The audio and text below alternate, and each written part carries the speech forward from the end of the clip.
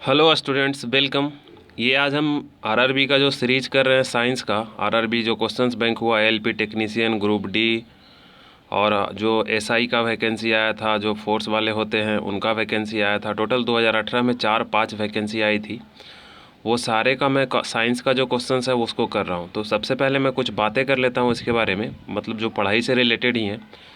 सबसे पहले कि जो नया क्वेश्चंस है आज के ज़माने का, उसको आप याद करके नहीं जा सकते हैं। पहले जो होता था उसमें आप याद करके चले जाते थे तो आपको क्वेश्चंस बन जाता था। तो आप याद करके आप नहीं जा सकते हैं, आपको आप कंसेप्ट समझ के जाना पड़ेगा, वो भी एनसीईआरटी बेस। और फिर वो जो नया अभी वैकेंसी है एनटीपीसी का और ग्रुप डी का, तो वो क्वेश्चंस आप अभी लॉकडाउन की वजह से क्या हो, उसमें आप जी जान से लग जाइए, क्योंकि इसके बाद वैकेंसी आने का चांसेस बहुत कम ही बचता है। और तो इसलिए मैं ये सीरीज़ लेके आ रहा हूँ जिसमें मैं आरआरबी के साइंस का जितना भी क्वेश्चंस है वो सारा करूँगा, वो विथ डिटेल डिस्कशन। और सारा जो क्वेश्चंस है एनसीईआरटी पैटर्न का है। और जिस बुक से मैं ये लेक्चर कर रहा हूँ उसका मैं नीचे लिंक दे दूँगा, वो आप बुक चाहें तो ख़रीद भी सकते हैं। और उस बुक से आप क्वेश्चंस बनाइए और यहाँ से पहले देख के उसको एक बार कंसेप्ट समझिए। ऐसे बुक्स में एक्सप्लानेशन दिया हुआ और बुक बहुत ही अच्छी है, लेकिन एक पढ़ के एक्सप्लानेशन समझना और एक टीचर के माध्यम से समझना, दोनों में क्या होता है, अंतर होता है। तो मैं अभी एलपी में सेलेक्टेड भी हूँ, तो मैं अपना एक्सपीरियंस, और मैं लगभग 8-10 साल से एनसीईआरटी को पढ़ाते आ रहा हूँ सीबीएसई में 9th-10th में। तो इसी लेक्चर के इसी जो कंसेप्ट है हमारे पास, उसको मैं इस पूरे का पूरे ऑब्जेक्टिव सीरीज़ में लेके आ रहा हूँ, लगभग 7000 क्वेश्चंस का उस बुक का सारा। तो मैं यहाँ पे आप लोगों को समझाने का कोशिश करूँगा, तो आप लोग इसका बेनिफिट उठाइए। अब के बाद मैं इस लेक्चर में हमेशा बोलता हूँ, हमारा जो हेडिंग यहाँ लिखा हुआ है सिर्फ और सिर्फ पढ़ाई, इसका मतलब हम लोग लेक्चर में ऐसा नहीं, कहीं नहीं बात करेंगे पढ़ाई के अलावा कुछ और बात नहीं करेंगे, इसमें कोई टाइम पास होगा नहीं। हम लोग आज जो क्वेश्चंस करेंगे इस बुक का, वो हम लोग करेंगे 78 to 99। ये यूनिट डायमेंशन का क्वेश्चन है जिसमें लेक्चर 1 का 1 है ना। बुक में आप देखिएगा तो 1 का 1 है, और 78 से 99 में कर रहे हैं। हो सकता है नया एडिशन कुछ आए, कोई बच्चा 5-6 साल बाद देखते रहे, तो इसमें कुछ चेंजेस हो सकता है, लेकिन क्वेश्चन सब यही सब रहेंगे। तो हम ये गारंटी के साथ कहते हैं कि इतना क्वेश्चन आप देखिएगा तो आपका एनटीपीसी में और जो ग्रुप डी के वैकेंसी है 1 लाख के आसपास, तो उसमें सारे का सारा आपका अच्छे से सिलेक्शन हो जाएगा। तो आइए हम बिना देर करे हुए स्टार्ट करते हैं। और सबसे पहला जो हमारा आज का क्वेश्चन है वो ये है, ठीक है। देखिए अब आरआरबी की अब एक बार मैं खास बात इस बार नोटिस कर रहा हूँ कि जैसे कि देखिए एटमॉस्फेयर होता है ना। तो एटमॉस्फेयर का हिंदी मीनिंग वायुमंडल होता है, तो इसको लिखना चाहिए था एटमॉस्फेयर का हिंदी मीनिंग वायुमंडल, वायुमंडल दाब। तो ये एटमॉस्फेयर का लिख दिया एटमॉस्फेयर। अब मान लीजिए कोई बच्चा लिख दे वर्क, तो वर्क का क्या होता है, कार्य, हिंदी मीनिंग होता है ना। और वर्क को वर्क ही लिख दे तो अब बहुत बच्चा कैसे समझ पाएगा बताइए। वर्क तो बहुत छोटा मीनिंग है, तब समझ में आएगा। लेकिन मान लो कि पोटेंशियल इंग्लिश मीनिंग क्या होता है, आप पोटेंशियल का हिंदी में पोटेंशियल लिख दे, लेकिन इसका हिंदी मीनिंग स्थितिज होता है। तो इसमें बच्चे कन्फ्यूज हो जाएंगे। तो मैं जो भी हिंदी मीडियम के विद्यार्थी हैं उनको एक बार ये सजेस्ट करूँगा कि आपके पास 9th और 10th का अगर एनसीईआरटी बुक है तो उसमें जो मेन टर्मिनोलॉजी यूज हुआ है, जैसे कि स्पीड, चाल, बेग, ये सब, तो मैं यहाँ पे तो बताते भी चलूँगा। लेकिन आप ऐसा कीजिए, बुक आपके पास नहीं है तो आप यहाँ से भी नोट्स ले सकते हैं कि जैसे जो इंग्लिश और हिंदी ट्रांसलेशन होगा, ये बहुत ही ज़रूरी है। तो आइए अब हम लोग डिटेल डिस्कशन स्टार्ट करते हैं। तो हम लोग इस चैप्टर में देखो, सबसे पहला पूछा है कि एक एटमॉस्फेयर बराबर क्या होता है। एक एटमॉस्फेयर, यहाँ प्रेशर के बारे में बात कर रहा है फ्रेंड्स। तो अब प्रेशर के बारे में बात कर रहा है तो ये क्वेश्चन थोड़ा याद करने वाला था। और तो इसका आंसर जो होगा ये होगा 1.01 सॉरी इंटू 10⁵ पास्कल। ये आपको याद रखना है फ्रेंड्स। अब थोड़ा पास्कल के बारे में डिस्कस कर लेते हैं। तो जैसे फोर्स का स्टैंडर्ड यूनिट क्या होता है, न्यूटन, है ना। वर्क, कार्य का स्टैंडर्ड यूनिट क्या होता है, जूल। इसी तरह से दाब, है ना, दाब का स्टैंडर्ड यूनिट क्या होता है, पास्कल। ये बात आपको याद रखना है। अब देखिए दाब का मतलब हम इंग्लिश में लिखते हैं प्रेशर, तो pressure is equal to formula होता है फ्रेंड्स फोर्स अपॉन एरिया। अब इसका यूनिट और हम निकाल सकते हैं। ये तो हो गया साइंटिस्ट के नेम पे पास्कल, साइंटिस्ट के नेम पे जूल, साइंटिस्ट के नेम पे न्यूटन। तो आगे मैं डिस्कस करते चलूँगा। तो ये पूरा का पूरा आप बोर हो रहे होंगे तो इसको आप स्किप कर सकते हैं, लेकिन ये पूरा का पूरा मैं बेसिक से लेकर स्टैंडर्ड तक बना रहा हूँ, यानी कि सबके लिए क्या है, बेनिफिशियल है। तो अब हम लोग पास्कल के बारे में बात करें तो इसका यूनिट ऐसा भी तो हो सकता है ना फ्रेंड्स। फोर्स का हम ऊपर में लिखेंगे न्यूटन और नीचे में लिखेंगे मीटर स्क्वायर। तो कोई बच्चा इसका यूनिट ऐसा भी लिख सकता है, न्यूटन मीटर -2। ये भी किसका यूनिट है? प्रेशर का ही यूनिट है। अब कोई बच्चा इसको ऐसे भी लिख सकता है, देखिए अब ये लेफ्ट साइड में आप देखिएगा, फोर्स का न्यूटन तो लिखा, तो न्यूटन को बदल के कर दे kg मीटर बटा सेकेंड के पावर -2, ऐसा यूनिट होता है फोर्स का। ये आपको फर्स्ट पहला जो 3 लेक्चर उसमें याद करने के लिए बोले थे हम, kg मीटर -2, है ना, यानी कि एक्सेलरेशन का मीटर पर सेकेंड स्क्वायर, और के मतलब मास इंटू एक्सेलरेशन। फोर्स बराबर क्या होता है फ्रेंड्स? मास इंटू एक्सेलरेशन होता है। तो मास का हो गया kg और एक्सेलरेशन का मीटर पर सेकेंड स्क्वायर, त्वरण, जिसको त्वरण बोलते हैं। अब इसमें मीटर स्क्वायर से भागा दीजिएगा तो 1 मीटर नीचे में क्या होगा? कट जाएगा। तो इसका यूनिट ऐसा भी हो सकता है, सेकेंड, और पहले मीटर लिखते हैं जनरली, तो सेकेंड मीटर -1, क्योंकि 1 मीटर नीचे था, और सेकेंड -2। तो इतना बात इस क्वेश्चन से आपको याद रखना है। अब इस क्वेश्चन से स्किप करते हुए हम इस क्वेश्चन के आगे चलते हैं, सेकेंड क्वेश्चन पे चलते हैं। मैं रिकॉर्डिंग चेक कर रहा था, ऐसा कुछ है नहीं। अब कह रहा है 1 हॉर्स पावर। अब देखिए फिर यहाँ क्या मजाक किया आपके पास, हॉर्स पावर तो इंग्लिश में होता है HP, है ना, और इसका हिंदी मीनिंग उसको लिखना चाहिए था आस्प शक्ति, है कि नहीं, लेकिन वो क्या लिख दिया? Horse power. तो इससे आप भी अलर्ट रहिएगा, एग्जाम में आप कॉपी पे ये सब मेंशन करते चलिए। तो 1 हॉर्स पावर बराबर 746 वाट होता है, और देखिए ये आंसर लगा के आप एग्जाम में आ जाइएगा, ठीक है, क्योंकि माइंड ये ऐसे देख गया, अब तो याद था कि 7 4 6 माइंड में तो है, लेकिन ये जल्दीबाजी में इसको आप लगा के एग्जाम में आ जाइएगा। तो इस बार के एग्जाम में अगर एक क्वेश्चन भी आप जानबूझ के गलत कर दिए तो समझिए कि आप आउट ऑफ रेस हो गए। क्यों आउट ऑफ रेस हो गए? आपको पता है कि इस बार का मार्किंग कैसे हुआ था? 0.0000 में सिलेक्शन हुआ था। तो ये धैर्य रखना आपको। क्वेश्चन ऐसा नहीं कि जल्दी से देखे तो ये तो रट्टा हुआ वाला क्वेश्चन है, तो इसका मतलब ऐसा नहीं है कि इसको उड़ाते चलना है। हर एक क्वेश्चन पे पूरे ध्यान से देखना है और उसके बाद स्टार्ट करना है। तो इसका आंसर क्या होगा? 746। ये this one is wrong answer and this one is right answer. 746 वाट आपको याद रखना है। ये जनरली हम लोग मशीन में यूज करते हैं। मशीन का मतलब मोटर कितना HP का है, ट्रैक्टर कितना HP का है, ये सब बड़ा बड़ा मशीन जो लगाते हैं। जनरेटर कितना HP का है। तो बड़ा जो इंजन होता है उसका शक्ति यानी कि पावर हम लोग HP में मापते हैं। किस में मापते हैं? HP में। फर्दर जो नेक्स्ट क्वेश्चन है ये डायोप्टर से रिलेटेड है कि एक डायोप्टर किसके बराबर होता है। ये एक बहुत ही अच्छा क्वेश्चन है। अगर इसके बारे में आपको डिटेल नहीं पता होगा तो आप एग्ज़ाम में नहीं कर सकते हैं, और ये 10th में पढ़ना है, जाहिर सी बात ही। तो देखिए क्योंकि इस बार जो रेलवे ने क्वेश्चंस बनवाया था वो पूरा का पूरा नया एग्जाम में नया क्वेश्चंस बनाया था। जो TCS एग्ज़ाम लेती है तो वो पूरा का पूरा लेटेस्ट पैटर्न पे क्वेश्चन बनाई थी। तो देखिए एक डायोप्टर का क्या होगा दोस्तों, वो आप समझिए। सबसे पहले डायोप्टर होता क्या है? तो देखिए डायोप्टर है ना, आप चश्मा पहनते हैं ना, चश्मा का जो पावर है ना, पावर तो एगो हम लोग पढ़े कि पास्कल होता है। ये कौन वाला पास्कल? तो फोर्स अपॉन एरिया।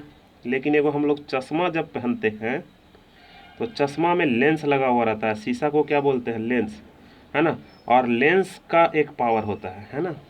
लेंस का पावर प्लस में भी हो सकता है और माइनस में भी हो सकता है। ये जब हम डिटेल लेक्चर बनाएंगे थ्योरी का तो उसमें बात करेंगे, अभी तो क्वेश्चन डिस्कस कर रहे हैं, है ना। और लेंस 2 टाइप का होता है, ये और ये, सॉरी ये नहीं, ये, इसको उत्तल लेंस बोलते हैं और इसको अवतल लेंस बोलते हैं। देखिए याद कैसे रखना है। ये आ है अवतल, तो जो ये आ में धंसा हुआ है तो जो धंसा हुआ रहेगा अवतल हो गया, और जो उठा हुआ रहेगा बाहर ये उठा हुआ है वो उत्तल हो गया। उत्तल में क्या है? उठना। और अवतल में देखिए ये धंसा हुआ है, अंदर धंसा हुआ है, तो ये कैसा लेंस हो गया? अवतल लेंस हो गया। ये आपको याद रखना है। ये कैसा लेंस हो गया? अवतल लेंस। और ये कैसा लेंस हो गया? उत्तल लेंस। ये याद रखना है। अब छोटा सा और बात आप याद रखिए कि इसका पावर पॉजिटिव में होता है और इसका पावर निगेटिव में होता है, याद रखिएगा। उत्तल उठा हुआ वाला का ऊपर है तो प्लस में पावर, और धंसा हुआ है तो माइनस में पावर। आप याद रखना, ऊपर कोई चीज़ जाएगा, ऐसे आप याद रखिए। उठा है तो मतलब ऊपर है तो प्लस में, अगर धंसा है तो नीचे में है, तो इसका पावर पॉजिटिव होता है, इसका उत्तल वाले का, और अवतल वाले का पावर क्या होता है? निगेटिव होता है। तो अब आइए हम लोग बात करते हैं। तो जो लेंस का पावर होता है ना वो डायोप्टर में मेजर करते हैं। पावर जो लेंस का निकालते हैं वो क्या होता है? जो लेंस बना हुआ था उसका कुछ ना कुछ फोकस होता है, तो फोकस को जब उल्टा कर देते हैं ना तो ये पावर बन जाता है। फोकस को उल्टा कर देते हैं तो क्या होता है? पावर। तो अब इसका यूनिट लिखिएगा तो क्या होगा? 1/मीटर, यानी कि मीटर का पावर -1। और इसी का नाम क्या रख दिया गया, जैसे पास्कल नाम रख दिया गया था फोर्स अपॉन एरिया वाले को, उसका न्यूटन नाम रख दिया गया था, जूल नाम रख दिया गया था। इसी तरह से मीटर के पावर -1 का नाम क्या रख गया, डायोप्टर। इसका नाम क्या रख दिया गया, डायोप्टर। तो ये बात याद रखना है। अब एक बार हम लोग रिवाइज करते हैं कि यहाँ पे क्या क्या बात पढ़ें। तो हम पहला बात पढ़ें कि पावर दो तरह का होता है। वो जनरल जो पावर हम लोग लिखते, प्रेशर है जो लिखते हैं, सॉरी पावर, सॉरी हम लोग लगता है कि यहाँ पे आपको पावर की जगह प्रेशर के बारे में बता दिए थे, है ना। पावर जो होता है वो वर्क बाई टाइम होता है ना। ये गलत थोड़ा सा बता दिए थे, उसमें एक्सक्यूज हमको करिएगा। तो ये जो एक होता है पावर वो अलग होता है, लेकिन जो लेंस में पावर होता है ना, लेंस में जो पावर होता है उसको हम लोग 1/f लिखते हैं। और इसको क्या किस चीज़ में मेजर करते हैं, इसको हम लोग डायोप्टर में मेजर करते हैं। इसको हम लोग किस चीज़ में मेजर करते हैं, डायोप्टर में मेजर करते हैं। तो ये जो पावर होगा, है ना, तो इसका यूनिट क्या निकालेंगे, यहाँ पे माफ़ कीजिएगा, जो पिछले बार प्रेशर का बता दिए थे फोर्स अपॉन एरिया, हम लोग पावर डिस्कस कर रहे थे। तो ये जो पावर होगा, तो पावर का मतलब क्या होगा, 1/मीटर, और 1/मीटर का, तो मीटर का पावर -1 और मीटर के पावर -1 का नया नाम क्या था, डायोप्टर। तो देखिए कितना क्वेश्चन एग्जाम में घुमा के पूछा था। तो आप बताइए कौन आंसर होगा सब में से चुन करके। हम उम्मीद करते हैं कि आप लोगों ने ये आंसर चुना होगा। फर्दर हम लोग आगे चलते हैं। तो एक साथ मैं कई क्वेश्चंस को डिस्कस कर रहा हूँ। अब 1 मीटर किसके बराबर होता है, तो 1 मीटर क्या होता है, 10⁻6 की -6 दोनों आ गया। अब तो लो हो गया गड़बड़, 10⁻6 तो सब लोग रट के गए थे कि 10⁻6 है ना। अब यहाँ पूछ दिया माइक्रोन, है ना, और माइक्रो आप लोग रट के गए होंगे, ठीक है। तो देखिए इसमें कन्फ्यूज़न ना हो, इसलिए मैं एक और यहाँ पे स्लाइड रखा हूँ। तो आगे वाले स्लाइड पे सबसे पहले आप लोग देखिए, है ना। तो यहाँ पे जब हम लोग बात करेंगे, ठीक है, तो यहाँ पे बात करेंगे तो देखिए यहाँ पे कुछ ऐसा है 10⁻0। तो ये है मीटर, ये क्या है मीटर, और मीटर के नीचे आप जाते हैं तो डेसीमीटर, सेंटीमीटर, मिलीमीटर, माइक्रोमीटर, है ना। माइक्रोमीटर को क्या बोलते हैं, 10⁻6। माइक्रोमीटर को क्या बोलते हैं, 10⁻6, है ना, माइक्रोमीटर। इसके बाद नैनोमीटर, इसको क्या बोलेंगे, नैनोमीटर। तो ये आपको याद रखना है, millimetre, centimetre, decimetre, sorry metre, फिर डेसीमीटर, फिर सेंटीमीटर, फिर मिलीमीटर, फिर माइक्रोमीटर, फिर नैनोमीटर। तो जब बेसिकली यहाँ से यहाँ तक बुक में पढ़ना होता है, ठीक है। हम लोग जो बुक में पढ़ते हैं वो इतना ही पढ़ते हैं। हम ठीक लगा रहे हैं कहाँ से कहाँ तक पढ़ते हैं, तो यहाँ से पढ़ते हैं। देखिए हम लोग जो बुक में पढ़ते हैं वो पढ़ते हैं मिलीमीटर, फिर सेंटीमीटर, फिर डेसीमीटर, फिर मीटर, डेकामीटर, हेक्टोमीटर, किलोमीटर। तो इतना ही तक हम लोग याद रखते हैं, ठीक है। तो ये बात इतना ही तक याद हम लोग रखते हैं, तो यहाँ तक तो सही है। तो ये इतना तो आपको आना चाहिए, लेकिन इसमें माइक्रो के उसके नीचे भी आना चाहिए कि -6 होगा तो माइक्रो, उससे छोटा में नैनो, उससे छोटा जाएंगे तो पीको 10⁻12 होगा, फेम्टो का मतलब 10⁻15 होगा। ये 3 के बाद 3 का अंतर है, आप ध्यान से देखिएगा, -3, फिर -6 हुआ, फिर -9 हुआ, फिर -12 हुआ, फिर -15 हुआ, फिर -18 हुआ। तो आपको बस यहाँ तक याद रखना है, पीको तक। पीको के आगे से कोई मतलब हमको नहीं है। और ऊपर में आपको याद रखना है ये टेरा तक, है ना। तो मेगा, फिर गीगा, फिर टेरा, इतना ही तक आपको याद रखना है, इससे ज़्यादा बुक में है ही नहीं कहीं। तो आप देखिए ये जो है ना मेगा, तो मेगा को माइक्रोन भी बोलते हैं। माइक्रो अलग हो गया और माइक्रोन अलग हो गया, तो इस माइक्रोन अलग हो गया। तो ये जो माइक्रो लिखा हुआ, मेगा लिखा हुआ है ना, इसको माइक्रोन भी बोलते हैं। तो इसका जो आंसर था वो 10⁻6 था, है ना। माइक्रोन 10⁻6, है ना, इसको माइक्रो बोलते हैं, है ना। इसको क्या बोलते हैं, माइक्रो, माइक्रोन नहीं बोलते हैं। ये हो जा है जो हमारा वो माइक्रोन है, ये जो हमारा है वो कैसा है, माइक्रोन। तो -6 में रहेगा तो माइक्रोन बोल, ठीक है, माइक्रो बोलेंगे। और जो +6 में दे दिया तो उसका क्या होगा, माइक्रोन होगा। तो ये छोटा सा बेसिक टर्मोलॉजी में डिफरेंस था, और इसमें भी बहुत बच्चा क्या करे होंगे, गलत करे होंगे। तो ये इसको आप स्लाइड को क्या कर लीजिएगा, आप नोट कर लीजिएगा, और वो आपको क्या करेगा, काम देगा। फर्दर आगे तो ये कहाँ से कहाँ तक नोट करना है, तो ये 12 से इधर 12 तक आपको याद रखना है। और ये इतना तो आप पहले से याद रखे होंगे, millimetre, centimetre, decimetre, millimetre, centimetre, decimetre, metre, decametre, hectometre, kilometre, यहाँ तक सब बच्चों को याद रहता है। उसके आगे मेगामीटर, मेगामीटर को माइक्रोन भी बोलते हैं, ठीक है। और एक आपको और याद रखना है, यहाँ पे बता देते हैं कि एक कभी कभी ये पूछ देगा एक अलग से कि 10⁻⁻10 मीटर, तो इसको क्या बोलते हैं, तो इसको ए पे पावर 0 एंगस्ट्रम बोलते हैं। इसके बारे में आपको याद रखना है कि 10 के पावर अगर -10 पूछ दे तो इसको एंगस्ट्रम बोलते हैं। इसको क्या बोलते हैं, एंगस्ट्रम बोलते हैं। ये बात आपको ध्यान रखनी है। फर्दर देखिए यहाँ पे बात कर रहा है कि प्रदीप्ति का माप किससे होता है, तो इसके बारे में समझिए। दो तरह का बात होता है। देखिए पीएच मीटर तो है नहीं, पीएच तो एसिड बेस में हम लोग यूज करते हैं, तो ये तो ऑप्शन छटिए। अगर हमको कुछ नहीं आएगा तो हम ऑप्शन कैसे छाटेंगे पहले ये बता लेते हैं। एस्ट्रोस्कोप के बारे में हम कुछ पढ़े नहीं है, 10th के सिलेबस में है नहीं। मिली वोल्ट मीटर, तो मिली लगाने से क्या होगा, ये तो वोल्ट मीटर है, तो वोल्ट मीटर से हम लोग वोल्टेज मापते हैं, तो ये भी खत्म हो गया। तो ऑप्शन क्या हो गया, लक्स मीटर, यहाँ हमारा आंसर हो गया। तो एग्जाम में आपको आंसर भी छाटने आना चाहिए। जैसे कि यहाँ पे पूछ रहा है कि प्रदीप्ति यानी कि जो हमको दिखता है, तो पीएच वैल्यू तो एसिड में होता है, तो ये दिखने का एसिड बेस में कहाँ से हो जाएगा। इसके बाद एस्ट्रोस्कोप 10th के सिलेबस में हम लोग नहीं पढ़े हैं। वोल्ट मीटर का हम लोग वोल्टेज माप करते हैं। मिली वोल्ट मीटर का नाम हो गया जैसे कि बहुत छोटा वाला वोल्ट मीटर होगा, है ना, यानी कि बहुत ही नॉमिनल करंट को जो मेजर करता होगा, तो उसको हम लोग क्या बोलेंगे, उसको हम लोग बोलेंगे कि वो जो मीटर है वो मीटर कैसा वाला मीटर है, और मिली वोल्ट मीटर है ना। तो इस तरह से मिली एम्पियर वाला मीटर आ मीटर भी हो सकता है, मिली एम्पियर आ मीटर, है ना, मिली आ मीटर जिसको बोल सकते हैं। तो ये लक्स मीटर आंसर हो गया।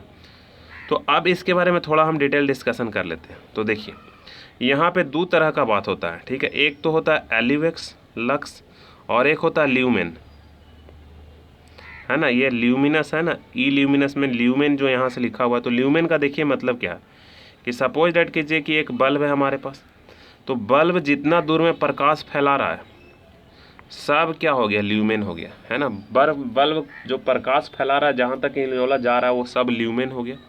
लेकिन पर्टिकुलर एरिया में अगर हम इतना एरिया पे बात करें तो इतना से कितना लाइट आ रहा है ना, और इसका कितना एरिया है, यानी कि ल्यूमेन यानी कि एक पर्टिकुलर एरिया में कितना लाइट आ रहा है, और उसको अगर एरिया से भागा दे देते हैं तो वो लक्स में बदल जाता है, ठीक है। इसको एक्चुअली इंटेंसिटी बोलते हैं, और लाइट में इसको लक्स भी बोलते हैं। इसका यूनिट क्या होता है, लक्स, है ना। इसका नाम इंटेंसिटी होता है लेकिन इसका मात्रक क्या होता है, लक्स। फिर से आप समझिए, एक बार और मैं इसको समझाता हूँ। तो इतना डिटेल में आप समझिएगा तो हम उम्मीद करते हैं कि आपसे क्वेश्चन नहीं छूटेगा। मैं कोई बकवास यहाँ पे नहीं कर रहा हूँ। सब्सक्राइब लाइक कीजिए, ऑप्शन बताइए, है ना। आगे मैं कुछ बोलना ही छोड़ दूँगा, बस मैं पढ़ाने पे विश्वास रखता हूँ, और वो टाइम पास वाला यहाँ कोई कंसेप्ट है नहीं। तो देखिए ये बल्ब है, तो बल्ब से मान लीजिए कि ये पूरे जो इतना आप मोबाइल के स्क्रीन या लैपटॉप के स्क्रीन में देख रहे हैं, तो ये जो जितना आपका ये रोशन कर रहा है बल्ब, तो सारा जो ये स्पेस हो गया ल्यूमेन कहलाएगा। सारा स्पेस क्या कहलाएगा, ल्यूमेन, यानी कि प्रकाशित है। अब ये पर्टिकुलर इस एरिया में लाइट का इंटेंसिटी क्या है, यानी कि तीव्रता क्या है, तो इसकी तीव्रता मापने के लिए हम लोग यहाँ पे जो लाइट आ रहा होगा उसको ल्यूमेन लिखेंगे, और ल्यूमेन को एरिया से भागा दे देंगे। तो ये किस में बदल जाएगा फ्रेंड्स, ये जो बदल जाएगा वो इंटेंसिटी में बदल जाएगा। ये किस में बदल जाएगा, इंटेंसिटी में। और इसी इंटेंसिटी का जो मात्रक होता है वो लक्स होता है। इसी इंटेंसिटी का जो मात्रक होता है वो क्या होता है, लक्स। तो ये बात आपको समझ में आ गई होगी। फर्दर ये हमको लक्स बताता है कि कोई भी लाइट कितना ज़्यादा ब्राइट है। मान लो कि जिसका लक्स ज़्यादा होगा वो बहुत ज़्यादा ब्राइट लाइट होगा, जिसका लक्स कम होगा वहाँ पे लाइट क्या होगा, बहुत ही कम होगा।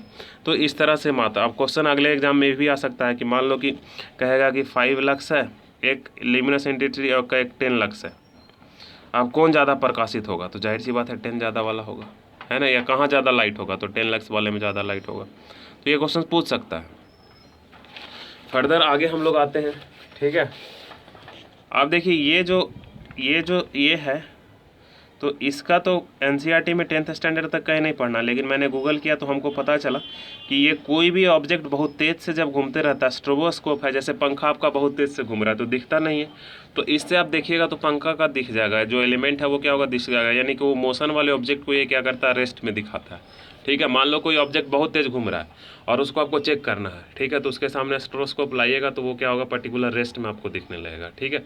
वो उस तरह का उसमें कुछ एडजस्टमेंट होता है जो हमारे आँख को क्या करता है, वो ये रेस्ट में दिखता है, ठीक है। तो ये इसका था, ये कहीं सिलेबस में है नहीं। फर्दर आगे जब हम लोग चलते हैं तो आगे हम लोग देखते हैं कि KWH, देखिए KWH ना बड़ा ही इंपॉर्टेंट है। इस पर 10-20 क्वेश्चन से ज़्यादा ही एग्जाम में आया था, तो क्यों ना सबसे पहले इसको हम समझ लें। तो देखिए इसको मैं 5 मिनट लेके पहले समझा ही देता हूँ। ऐसे मैं 1 2 3 लेक्चर में बात किया था, लेकिन हम यहाँ पे फिर से एक बार बात करते हैं। तो देखिए, आप समझिए कि आप 3 बात पढ़े होंगे, है ना, आप 3 बात पढ़े होंगे। पहला, कार्य के बारे में, जिसको इंग्लिश में क्या बोलते हैं, वर्क, है ना। इसका भी मात्रक क्या होता है, जूल होता है। इसका भी मात्रक क्या होता है, जूल। दूसरा, कार्य आता कहाँ से, तो ऊर्जा से, ठीक है। तो ऊर्जा का भी मात्रक क्या होता है, जूल ही होता है। ऊर्जा का मतलब एनर्जी। तो ये एनर्जी हमारे पास है, तो या तो कार्य के फॉर्म में हम उसको लॉस करेंगे, नहीं तो तीसरा हीट के फॉर्म में लॉस करते हैं। किसके फॉर्म में लॉस कर सकते हैं, हीट के फॉर्म में, यानी कि उष्मा के फॉर्म में हम लोग उसको क्या कर सकते हैं, अपने बॉडी से निकाल सकते हैं। तो इसका भी मात्रक क्या होता है, जूल ही होता है। कोई दिक्कत है यहाँ तक तो बोलो। तो कार्य का मात्रक भी जूल होता है। अब ये कार्य अलग लिखा हुआ था, उसका मात्रक जूल जग जाता है, तो बच्चों को बहुत कन्फ्यूजन हो जाता है कि ये लो ये क्या हो गया। तो कार्य का मात्रक भी जूल हो जाता है, ये आपको याद रखना है ना। कार्य का मात्रक भी जूल होता है, ये बात आपको क्या करनी है, याद रखनी है।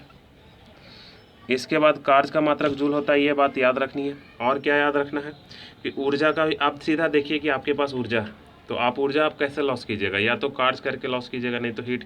और जब आप कार्य कीजिएगा तो आपके बॉडी से हीट निकलेगा ही निकलेगा। तो ऊर्जा 2 तरह से लॉस होगा, एक कार्य के माध्यम से और एक हीट के माध्यम से। ऊर्जा कैसे लॉस होगा, 2 तरह से लॉस होगा, एक कार्य के माध्यम से लॉस होगा और एक हीट के माध्यम से लॉस होगा। तो ऊर्जा जो होगा, तो ऊर्जा का भी आप ध्यान से अब याद कीजिए कि ऊर्जा का मात्रक जूल, कार्य का मात्रक जूल, उष्मा का मात्रक जूल। ये कौन वाला, इसमें I²RT, विद्युत धारा में हम लोग पढ़ेंगे I²RT, वो वाला उष्मा का मात्रक क्या होगा, जूल होगा, ठीक है। तो विद्युत धारा में उष्मा पढ़ना है, उसका मात्रक क्या होगा, I²RT, ठीक है, वो जूल होगा, ठीक है। ऐसे भी जूल ही होगा, कहीं भी आप मात्रक लिखिएगा तो जूल ही होता है, इसमें बहुत बड़ी बात नहीं, लेकिन हम आपको याद ये करवा रहे हैं कि आप वहीं पे पढ़िएगा I²RT। फर्दर और यहाँ पे एक कैलोरी उष्मा जो होता है, कैलोरी में भी हम लोग देखते हैं, तो यहाँ पे पढ़ना है नहीं।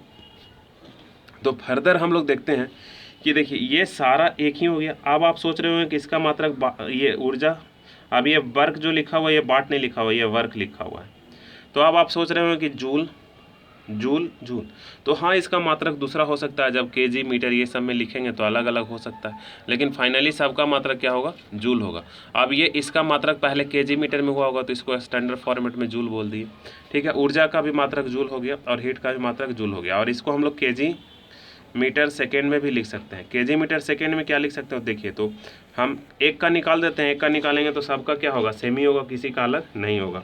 तो मान लीजिए वर्क जो होता है वो F/S होता है, तो कार्य का मात्रक क्या हो सकता है, N/सेकेंड भी हो सकता है। दूसरा मात्रक और क्या हो सकता है, तो केजी मीटर बटा सेकेंड स्क्वायर, या न्यूटन का इंटू सेकेंड, तो एगो से एगो कट गया, यानी कि इसका मात्रक और क्या हो सकता है, केजी मीटर बटा सेकेंड -1। तो ये सब आपको करने आना चाहिए कि एग्जाम में। अब ये बताइए कि एग्जाम में याद करके जाने वाला है क्या, जा सकते हैं आप याद करके, नहीं जा सकते हैं। इसका बेसिक कंसेप्ट आपको रखना है, और कोई एग्जाम में ही चेंज करना पड़ेगा। आप एग्जाम में आप चेंज इसको कर लीजिएगा, ठीक है, लेकिन याद करके जाइएगा तो बहुत दिक्कत हो जाएगा। अब फर्दर आगे आते हैं, तो ये हम लोग इतना कंसेप्ट पढ़े, तो इसको आप कॉपी पे नोट भी कर सकते हैं कि ऐसे ऐसे हुआ।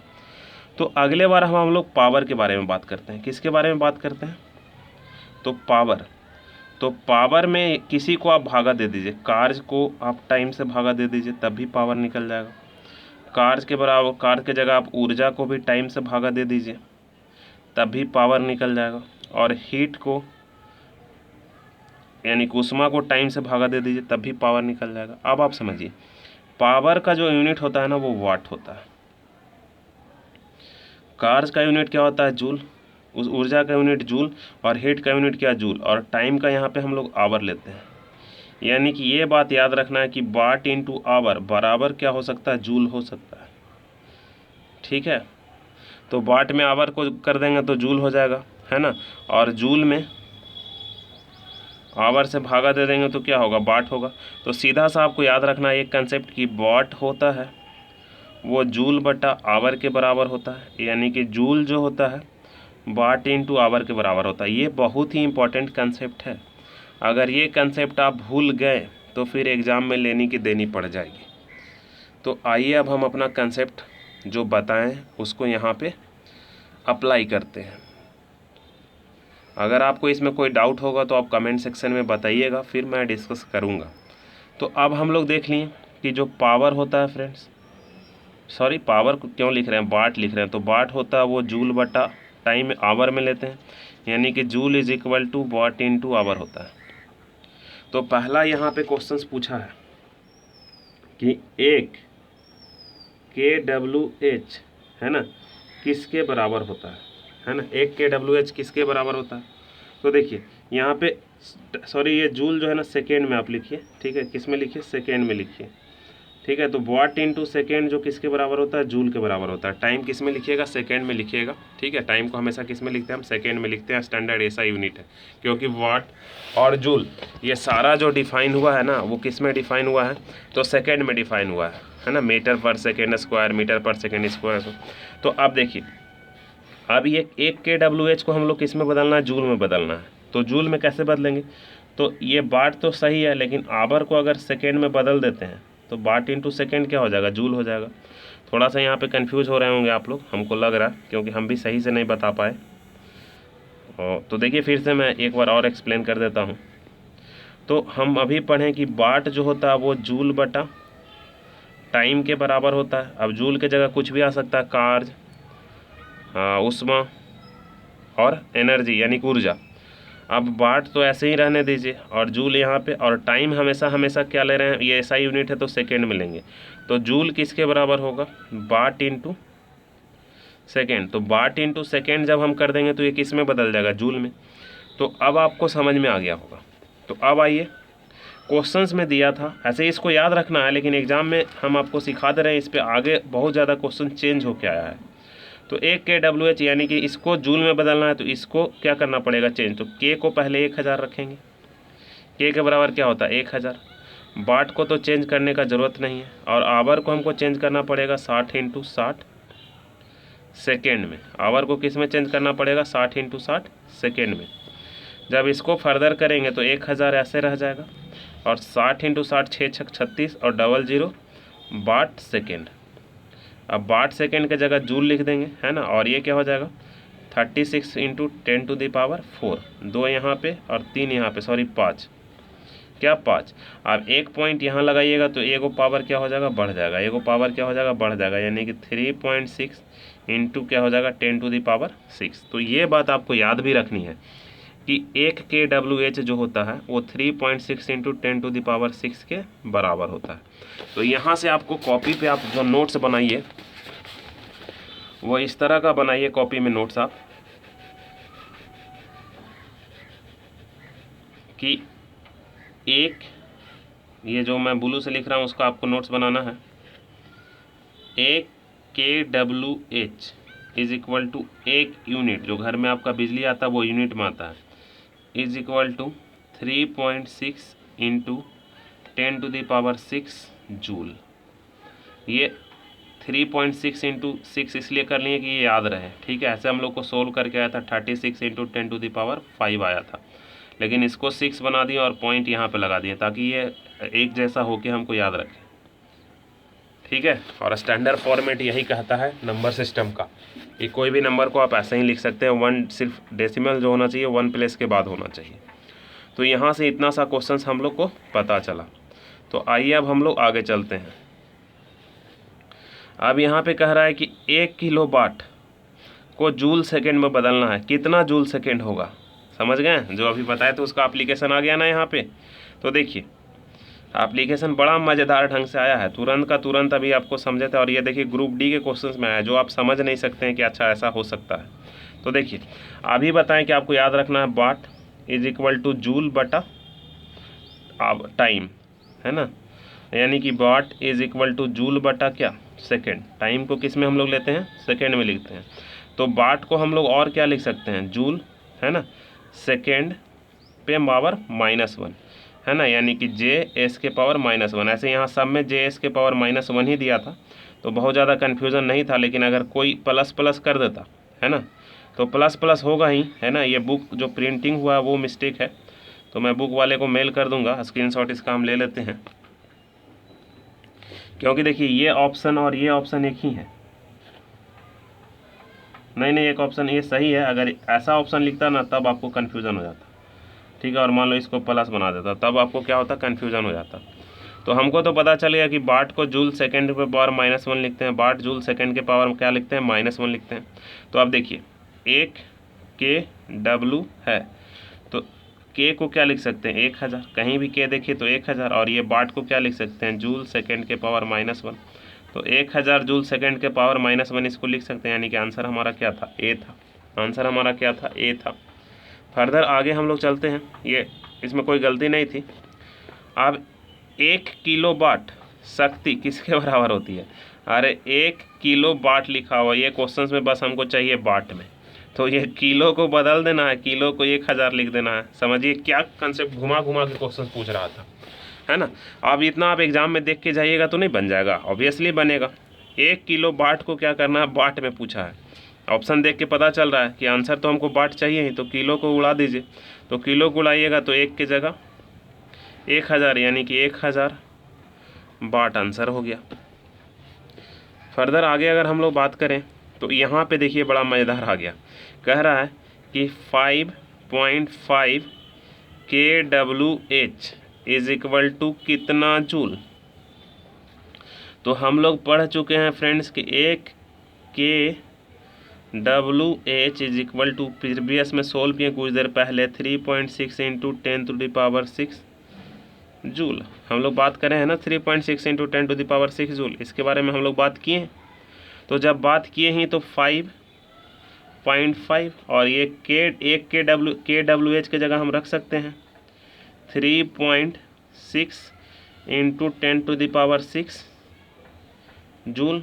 जब इसको आप इसमें मल्टीप्लाई कीजिएगा तो 50-25 है ना, तो 5.5 में इसमें हम लोग मल्टीप्लाई करते हैं तो यहाँ पे क्या आ जाएगा 19, 5 या 15 है ना, तो 15 से तो ज़्यादा ही दे रहा है, यानी कि ये आंसर होगा। इसमें सोल्व करने का कोई ज़रूरत नहीं है, 5 3 या 15 तो ऐसे ही हो जा रहा है, तो 15 से ज़्यादा ही आंसर होगा। तो एक ही आंसर दिया हुआ 15 से ज़्यादा, तो हो जाएगा वो आंसर, और बाकी 10.6 ये रहेगा ही रहेगा। तो इसको आप मल्टीप्लाई करके देखिएगा तो यही आंसर आएगा। फर्दर आगे ये मैं आप लोगों के लिए छोड़ देता हूँ।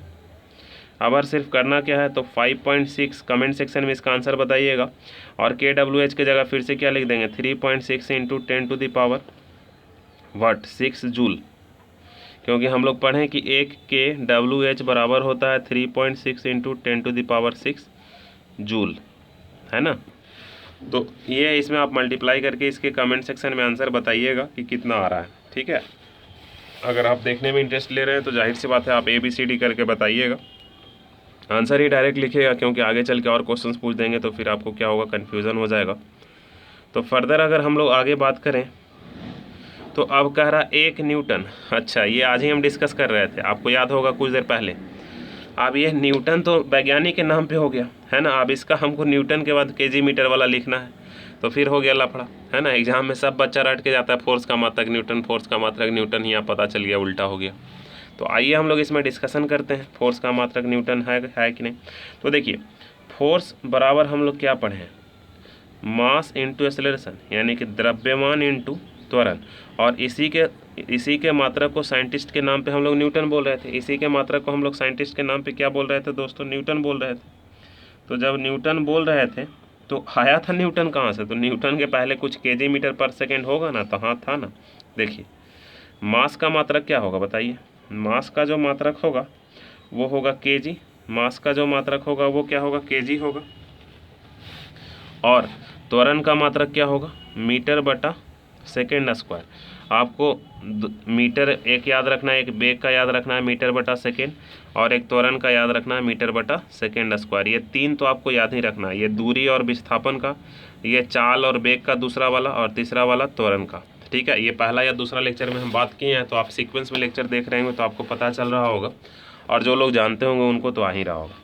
तो आप इसको यूनिट में क्या लिखिएगा आंसर में बताइए, तो आंसर ऐसा ही ना होगा, थोड़ा इरेज करते हैं यहाँ पे। आंसर कैसा होगा, तो आंसर जो हमारा होगा वो होगा केजी, आंसर कैसा होगा केजी, है ना, मीटर, और सेकेंड के पावर नीचे से ऊपर जाएगा तो क्या होगा -2। तो ये वाला कौन में आंसर है, देखिए कौन में है, तो ये जो आंसर है बी में है, ये जो आंसर है किस में है, बी में है ना। ये आंसर हमारा बी में है। फर्दर आगे अगर हम लोग बात करते हैं तो इसका आंसर भी आप लोग कमेंट सेक्शन में बताइए। 4.6 kWh का आंसर बताना है जूल में, तो यानी 4.6 और kWh के जगह रख देंगे 3.6 इंटू 10⁶ जूल, और इसके बाद जो मल्टीप्लाई करके आएगा आंसर होगा 4 3 ज़ा 12। तो यहाँ तो 12 से सब बड़ा हो गया, तो इसमें जाहिर सी बात है मल्टीप्लाई करना पड़ेगा। फर्दर आगे हम लोग बात करें तो 1 न्यूटन, फिर से क्वेश्चन रिपीट हो गया, तो इसका आंसर यही है। अब देखिए दोनों क्वेश्चन रिपीट हुआ, ये 22-10 को आया है क्वेश्चन, है ना, और ये कब आया था, ये जो आया था 10-12-18 को आया था, है ना, 10-12 को, यानी कि एक तो दिसंबर वाले महीना में आया था और एक तो अक्टूबर वाले महीना में आया था। ठीक है, तो ग्रुप डी के क्वेश्चन एग्जाम में रिपीट बहुत होगा, क्योंकि इस बार इतना ही जो हम 7000 का लगभग जो सीरीज लेके आ रहे हैं उसी क्वेश्चन से ये सारा एग्जाम में क्वेश्चन आएगा। ठीक है, अब फिर कह रहा है कि 2 kWh का, तो 2 kWh का मतलब 3.6, 2 और kWh की जगह रखेंगे तो 3.6 इंटू 10⁶, यानी 13 2 ज़ा 72, यानी कि 7.2। ठीक है, तो ये आंसर यहाँ पे एक्शन बहुत ही आराम से लगाना है, क्योंकि सब में 72 दिख रहा है। तो कोई भी आंसर, जैसे कि ये दोनों 72 दिख रहा है, तो थोड़ा सा गलती करिएगा, इसके बीच में दशमलव है, इसके बीच में दशमलव नहीं है, तो कोई बच्चा ये लगा देगा तो जानते भर वो कंपटीशन से बाहर नौकरी से हाथ धो देगा। तो ये नौकरी लेने के लिए इस बार बहुत ज़्यादा मेहनत करना पड़ेगा, तो आप हमारे साथ मेहनत कीजिए साइंस में। फिर मैं कोशिश करूँगा कि कुछ मैथमेटिक्स का भी लेक्चर लेके आएँ। फर्दर आगे अगर हम लोग बात करते हैं तो प्रकाश वर्ष द्वारा किसे मापा जाता है, तो प्रकाश वर्ष द्वारा दूरी को मापा जाता है। अब देखिए इसमें भी मैं आज डिस्कशन कर देता हूँ, इसमें भी 3 बात आपको याद रखना है। एक है एस्ट्रोनॉमिकल यूनिट, है ना, एक है प्रकाश वर्ष, एक है प्रकाश वर्ष, है ना, प्रकाश वर्ष, है ना, और एक है पारसेक। तीनों का आपको याद रखना है। इंग्लिश मीनिंग प्रकाश वर्ष का है लाइट ईयर, लाइट ईयर को हिंदी में ही लिख सकता है, लाइट ईयर लिख दे, ऐसा करके लिख दे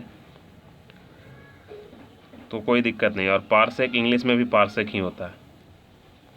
तो ये तीनों का रिलेशन हम देखते हैं, ये सब दूरी ही मापते हैं, ये सब क्या करते हैं, दूरी ही नापते हैं। जैसे कुछ लेक्चर कुछ दिन पहले जो पार्ट 1 पार्ट 2 लेक्चर है उसमें हम लोग कर रहे थे एस्ट्रोनॉमिकल यूनिट से हम लोग ग्रहों के बीच की दूरी माप रहे थे।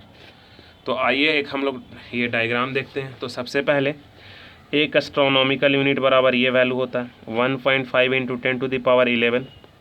एक लाइट ईयर बराबर ये वैल्यू होता है 9.46 इंटू 10⁻15 मीटर। ये वाला आपको याद रखना है, ये एग्जाम में तो बहुत कम आता है लेकिन ये बहुत आता है। एक लाइट ईयर बराबर कितना मीटर, और एक पारसेक बराबर इतना मीटर होता है। तो सबसे बड़ा ये सब में कौन हो गया, तो सबसे बड़ा पारसेक हो गया, उसके बाद क्या हो गया लाइट ईयर, और उसके बाद क्या हो गया एस्ट्रोनॉमिकल यूनिट। तो ये आपको याद रखना है कि सबसे बड़ा पारसेक होता है, उसके बाद लाइट ईयर होता है, उसके बाद एस्ट्रोनॉमिकल यूनिट होता है। अब ये तो पहला पॉइंट याद रखना है कि एक लाइट ईयर बराबर 9.46 इंटू 10⁻15 मीटर, है ना। एक पारसेक बराबर 3.08 इंटू 10⁻16 मीटर। ये दोनों बात याद रखना है। इसके बाद एक कन्वर्सन भी याद रखना है कि एक पारसेक, है ना, एक जो पारसेक होता है वो 3.26, एक पारसेक जो होता है 3.26 लाइट ईयर के बराबर होता है। एक पारसेक जो होता है 3.26 लाइट ईयर के बराबर होता है। तो ये बात भी आपको क्या करनी है, ध्यान रखनी है। ये बात अगर गलत हो गया तो फिर ज़्यादा मुश्किल में पड़ जाएगा। तो ये आप यहाँ से इसको कॉपी कर लीजिए। सॉरी, मैं उतना सारा कंटेंट बताते चल रहा हूँ जो एग्ज़ाम के लिए काफ़ी है ना। और बाकी बहुत ज़्यादा डिटेल उतना पढ़ने में क्या होगा, आप कंफ्यूज भी कर जाइएगा। तो आप NCERT अगर बुक आपके पास है तो आप रीडिंग लगाइए, है ना। और ये जो लेक्चर है बस उसको आप देखिए डिटेल डिस्कशन। और फिर मैं लेक्चर वो भी लेके आऊँगा जिसमें क्या होगा, साइंस का चैप्टर वाइज मैं लेक्चर बना दूंगा NCERT बेस्ड, है ना। जैसे 9th का, 10th का, 8th का, 8th 9th 10th क्या है काफ़ी है, फिर मौका मिलेगा तो 7th का भी बना देंगे। तो अगर आप रेलवे में सिलेक्शन लेना चाहते हैं तो आपका सिलेक्शन साइंस के दम पे ही होगा, ठीक है। मैथ और रीजनिंग आजकल सब कोई बना देता है, और साइंस का जो क्वेश्चन आ रहा है वो कॉन्सेप्चुअल क्वेश्चन आ रहा है, ये बात आपको समझनी पड़ेगी। तो फर्दर हम आगे चलते हैं। तो ये 2 बात यहाँ से याद रखना है, फिर से हम एक बार बता रहे हैं, एक बार इसको इरेज करके फिर से बता रहे हैं। तो पहला तो याद रखना है कि एक लाइट ईयर में जो होता है 9.46 इंटू 10⁻15 मीटर। दूसरा याद रखना है कि एक पारसेक बराबर 3.08 इंटू 10⁻16 मीटर, ये दोनों मीटर में, और एक पारसेक बराबर 3.26 लाइट ईयर। सबसे बड़ा क्या है तो पारसेक, उससे छोटा क्या है लाइट ईयर, है ना, उससे छोटा क्या है लाइट ईयर, और उससे छोटा क्या है एस्ट्रोनॉमिकल यूनिट। देखिए सबसे बड़ा ये लिखा हुआ लेकिन है छोटा, लाइट ईयर मिडिल में लिखा हुआ तो है मिडिल में, और सबसे छोटा लिखा हुआ पारसेक तो सबसे बड़ा है। फर्दर आगे नैनोमीटर, तो नैनोमीटर का मतलब 10⁻9, इसको नैनोमीटर नहीं हम नोनोमीटर याद रखते हैं, है ना, नोनोमीटर याद रखिए, नैनोमीटर का नहीं नोनोमीटर, तो 10⁻⁻9 मीटर आपको याद रखना है, ठीक है, 10⁻⁻9 मीटर आपको नैनोमीटर का याद रखना है।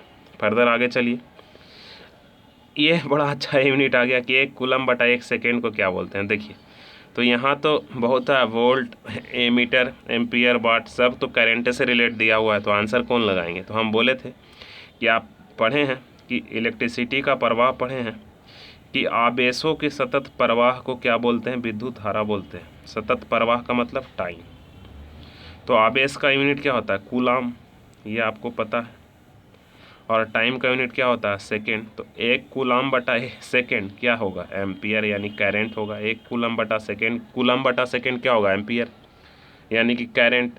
तो आंसर 1 एम्पियर दिया हुआ तो वेरी गुड है ना। 1 एम्पियर को हम लोग डिफाइन ऐसे ही करते हैं, कोई बोलेगा कि 1 एम्पियर को डिफाइन करिए, तो आपको बताना है कि जब 1 कूलम की चार्ज 1 सेकेंड के लिए परिवाहित की जाती है तो उसमें विद्युत धारा का मान 1 एम्पियर होता है, ठीक है। और ऐसे भी बोल सकते हैं 1 एम्पियर वह विद्युत धारा का मान होता है जब 1 कूलम आवेश 1 सेकेंड के लिए परिवाहित हो, ठीक है। फर्दर आगे हम लोग चलते हैं, तो आप देखिए कि 1 पिकोमीटर, तो पिको का मतलब 10⁻⁻12 मीटर, वो चार्ट से आपको याद कर लेना है, ठीक है। ये चार्ट शायद आगे लगाए हुए हैं तो ये चार्ट से याद कर लेना है। देखिए नैनोमीटर का अभी हम बताएं 10⁻⁻9 मीटर, है ना। और पिकोमीटर का क्या हो गया, पिको नीचे में ही होगा, पिको निगेटिव होता है, तो पिको का मतलब 10⁻12 मीटर, है ना। तो नैनो पिको एक साथ होता है, सॉरी, तो ये नैनो पिको एक साथ होता है। तो ये नैनो और पिको आपको याद रखना। हम अभी भी बताए थे कि इधर 12 से इधर 12 तक आपको क्या करना, याद कर जाना, इससे ज़्यादा सिलेबस में नहीं पूछेगा। फर्दर आगे हम लोग चलते हैं, तो आगे हमारा पूछ रहा है 1 जूल को इसमें किस में लिख सकते हैं। बड़ा इंटरेस्टिंग हो गया ना। अब आप बताइए कि 1 जूल को बड़ा इंटरेस्टिंग हुआ कि नहीं। तो देखिए हम जूल को आखिर लिख किस में सकते हैं, इसमें लिख सकते हैं, इसमें लिख सकते हैं, इसमें लिख सकते हैं, इसमें लिख सकते हैं, हमको नहीं पता है। तो देखिए जूल किसका यूनिट है सबसे आप समझिए, तो जूल कार्य का यूनिट है। कार्य के साथ साथ किसका यूनिट है, तो कार्य के साथ सॉरी कार्य का यूनिट है। इसके बाद उष्मा निकल रहा था, उष्मा उसका भी यूनिट था, ठीक है, कार्य उष्मा, ठीक है। और क्षमता जो हमारे पास क्या है कार्य उष्मा, जो हम कार्य करेंगे, ठीक है, उष्मा, या फिर जो हमारे अंदर क्या होगा एनर्जी, है ना, हमारे अंदर क्या एनर्जी, है ना, हमारे अंदर जो एनर्जी होगा, ठीक है। तो ये जो हुआ कार्य, तो कार्य कैसे होता है फोर्स इनटू डिस्प्लेसमेंट, यही तो कार्य होता है ना। किसी वस्तु पे हम लोग जब फोर्स लगाते हैं, ये यहाँ से यहाँ तक चल के आ जाता है, तो बल इनटू विस्थापन को क्या बोलते हैं, बल इनटू विस्थापन को हम लोग फोर्स बोलते हैं, सॉरी कार्य बोलते हैं, ठीक है। कार्य हम कब करेंगे, जब हमारे अंदर एनर्जी रहेगा, ठीक है। एनर्जी उष्मा के फॉर्म में निकलता है, नहीं तो कार्य के फॉर्म में निकलता है, ठीक है। एनर्जी उष्मा के फॉर्म में निकलता है, नहीं तो कार्य के फॉर्म में निकलता है। तो फोर्स का यूनिट क्या होगा, तो देखिए यहाँ पे अब मैं लिख रहा हूँ फोर्स का मतलब क्या न्यूटन, और डिस्प्लेसमेंट का मतलब क्या मीटर। तो न्यूटन मीटर इसका क्या होगा एग्जैक्ट आंसर होगा, तो ये आंसर हो गया न्यूटन मीटर, है ना। फर्दर आगे हम लोग चलते हैं, न्यूटन मीटर के बाद कि एक विशेष घर में 5 दिनों में 100 इकाई यूली ख़त्म होती है, ठीक है। तो इसको जूल में परिवर्तन करना है, तो ये बड़ा इम्पोर्टेंट है। देखिए हम आपको बताए थे कि एक kWh is equal to 1 unit is equal to 3.6 into 10⁻6 joule. ये बात समझ में आया। तो यहाँ पे 100 इकाई की खपत होती है, यानी कि 100 यूनिट ऊर्जा खत्म हो रहा है। ये यूनिट कितना दिया हुआ है 100 यूनिट दिया हुआ है, ठीक है। यदि ऊर्जा को जूल में परिवर्तित किया जाए, ऊर्जा को आपको जूल में परिवर्तित करना है, यानी कि इस टाइप का जूल में आपको परिवर्तित करना है। तो 100 यूनिट को आपको किस में परिवर्तित करना है, जूल में। तो आप कैसे पता करिएगा, 5 दिन से कोई मतलब नहीं है। तो 1 यूनिट यहाँ से निकाल लीजिए, क्या करिए 1 यूनिट आप यहाँ से निकाल लीजिए। तो 1 यूनिट निकालिएगा तो क्या होगा बताइए। तो ऐसा कीजिए कि इसको आप ना आंसर इसका एक बार बताइए कि आंसर इसका क्या आएगा। थोड़ा इसमें आप टाइम दीजिए तो आपको आंसर क्या होगा पता चलेगा कि आंसर क्या आने वाला है। तो यहाँ पे आगे हम देखते हैं तो एक क्वेश्चन और है। तो इसका आंसर सबसे पहले हम कर लेते हैं कि 746 वाट कहा जाता है किसको। तो ये हम बहुत पहले ही किए थे आज के फर्स्ट लेक्चर में शायद, कि 746 वाट जो हम लोग कहते हैं एक HP को कहते हैं अश्व शक्ति। देखिए यहाँ पे क्या कहा है, अश्व शक्ति। और पहले क्वेश्चंस में क्या कहा था फ्रेंड्स, पहले क्वेश्चंस में कहा था, पहला या दूसरा क्वेश्चन था शायद, हॉर्स पावर कहा था। अब आप ही बताइए कि आप कौन सा याद करके जाइएगा, आप हिंदी मीडियम में पढ़ के जाइएगा कि आप इंग्लिश मीडियम में पढ़ के जाइएगा, है ना। तो आप इसका आंसर मैं बता देता हूँ कि आपको आंसर कितना आएगा इसका। तो ये वाला जो क्वेश्चन है इसका आंसर आएगा, आप इसको 100 यूनिट है तो 100 यूनिट को आप यहाँ से 1 यूनिट बराबर इतना, तो 100 यूनिट को जब जूल में बदलिएगा तो इधर भी कितना से मल्टीप्लाई हो जाएगा 100 से, ठीक है। 1 यूनिट को इतना जूल बोलते हैं तो 100 यूनिट को कितना जूल बोलेंगे। ये बहुत आसान था, तो अब तक आप आंसर नहीं सोचे होंगे तो आप कमेंट सेक्शन में नहीं लिख पाइएगा, तो 10⁸ जूल हो जाएगा, ठीक है। फिर से आप इसको समझिए, ये बस क्वेश्चन 5 दिन दे के घुमाया था। देखिए 5 दिन में 100 इकाई खत्म हो गया ना, यानी कि 5 दिन को यहाँ तो कैलकुलेट ही कर लिए हम, 5 दिन को हम इसमें कैलकुलेट कर चुके हैं, है ना। ये 5 दिन से आपको सोचना नहीं है, कह रहा है एक विशेष घर में 5 दिनों में 100 इकाई खपत होता है, यानी कि ये 5 दिन में 100 इकाई खत्म हुआ। तो उसको जूल में बताना है, यानी कि 1 यूनिट ख़त्म होता तो कितने जूल के बराबर होता, 3.6 × 10⁶ जूल के बराबर होता। ये बात आप समझ रहे होंगे। तो उसके यहाँ कितना यूनिट ख़त्म हो गया, 100 यूनिट, यानी कि 1 में हम कितने से मल्टीप्लाई कर चुके हैं, 100 से। तो इस तरह भी कितने से मल्टीप्लाई करेंगे, 100 से। तो 100 से मल्टीप्लाई कीजिएगा तो क्या होगा, 3.6 × 10⁶ × 100। तो 6 पावर पहले से और 2 उसमें और आ गया, 6 जीरो पहले से तो 2 जीरो और आ गया, तो क्या आंसर हो जाएगा 3.6 × 10⁸ तो आपका आंसर क्या होगा, डी। तो इस तरह से हमारा यूनिट पे चैप्टर ख़त्म हो गया। तो अब जो लेक्चर आएगा अगला वो होगा लेक्चर बुक के हिसाब से 1 का 3rd, क्या होगा 1 का जो होगा वो 3rd होगा, है ना। 1 का 3rd में हम लोग बात करेंगे किसके बारे में, तो मेजरमेंट के बारे में बात करेंगे। पहला यूनिट के बारे में हम लोग 1.1 में बात किए थे 3 लेक्चर में। इसके बाद ये 1 लेक्चर में हम लोग किसको ख़त्म किए, मेजरमेंट को, ठीक है। इसके बाद अगले लेक्चर में हम लोग ख़त्म करेंगे मेजरमेंट को, इसमें हम लोग यूनिट को ख़त्म किए। तो ये इस तरह से आप जो भी आपको डाउट हो वो कमेंट आपको करना है ना। अगर इसमें आप कुछ इम्प्रूवमेंट चाहते हैं तब अभी बताइए, इसमें इम्प्रूवमेंट किया जा सकता है। तो आज के लिए इतना ही, ठीक है। तो अब हम लोग मिलते हैं, इसके बाद में आपको कैसा ये लगा नीचे फीडबैक दीजिएगा ज़रूर, ठीक है ना। आपको इसमें अगर लेक्चर में कोई कमी दिखती है तो भी बताइएगा, लाइक अगर दिख करिए, अगर आपको डिसलाइक करिए ज़रूर, है ना। और उसमें जो कमी है वो हमको बताइए ताकि मैं इम्प्रूव कर सकूँ। तो इस लेक्चर के लिए इतना ही, थैंक यू।